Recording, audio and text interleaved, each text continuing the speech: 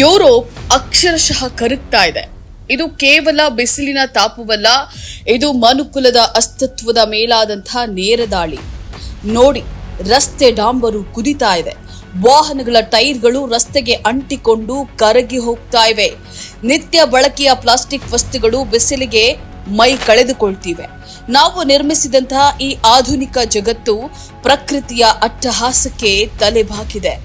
ಬದುಕಲು ಸಾಧ್ಯವಾಗದ ಈ ತಾಪಮಾನದಿಂದ ಸಾವಿರಾರು ಮಂದಿ ಈಗ ವಲಸಿಗರಾಗ್ತಾ ಇದ್ದಾರೆ.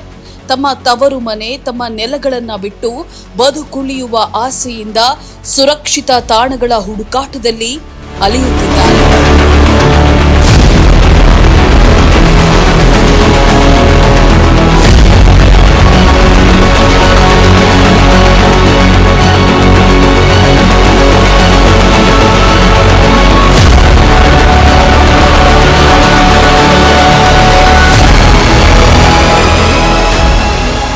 ಇದು ನಾವು ಊಹಿಸಿರದ ಹವಾಮಾನ ವಲಸೆಯ ಕರಾಳ ಮುಖ.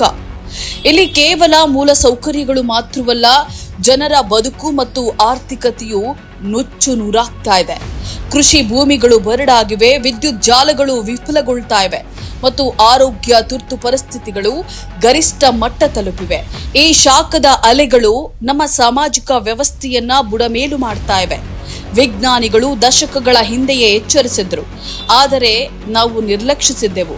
ಈಗ ಪ್ರಕೃತಿಯ ಕೋಪಕ್ಕೆ ಇಡೀ ಭೂಮಿ ತತ್ತರಿಸ್ತಾ ಇದೆ. ಇದು ಕೇವಲ ಯುರೋಪಿನ ಸಮಸ್ಯೆಯಲ್ಲ, ಇದು ನಮ್ಮೆಲ್ಲರ ಭವಿಷ್ಯದ ಕನ್ನಡಿ. ಇನ್ನೂ ಸಮಯ ಮೀರಿಲ್ಲ, ಹಿಂದೆ ಎಚ್ಚೆತ್ತುಕೊಳ್ಳಿ. ಪರಿಸರವನ್ನ ಕಾಪಾಡೋದು ಕೇವಲ ಆಯ್ಕೆಯಲ್ಲ, ಅದು ನಮ್ಮ ಅಸ್ತಿತ್ವದ ಕಡ್ಡಾಯ. ಇಲ್ಲದಿದ್ರೆ ಕರಗ್ತಾ ಇರೋದು ಕೇವಲ ಮಂಜುಗಡ್ಡೆಗಳಲ್ಲ, ನಮ್ಮ ಭವಿಷ್ಯವೂ ಹೌದು. ಇಂತಹ ಇನ್ನಷ್ಟು ವಿಡಿಯೋಗಳನ್ನ ನೋಡಲು ನಮ್ಮ ಚಾನೆಲ್ ಅನ್ನ ಸಬ್ಸ್ಕ್ರೈಬ್ ಮಾಡಿ, ಬೆಲ್ ಐಕಾನ್ ಕ್ಲಿಕ್ ಮಾಡಿ.